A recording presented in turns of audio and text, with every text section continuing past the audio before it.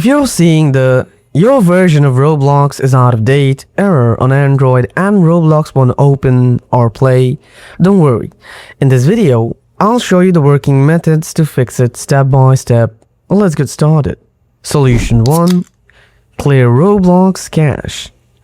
Open Settings on your device, scroll down and tap Apps or App Management.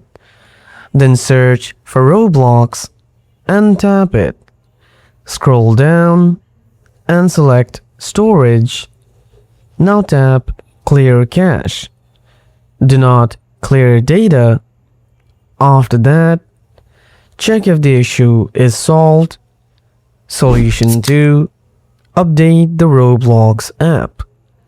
Open the Google Play Store on your device. Then search for Roblox and tap Update if available. Wait for the update to finish. Now open Roblox and check if the problem is solved.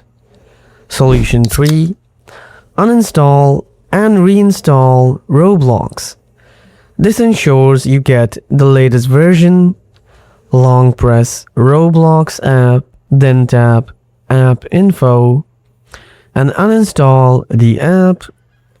Restart your phone. Now open the Play Store on your phone, then search for Roblox. Install Roblox again from here.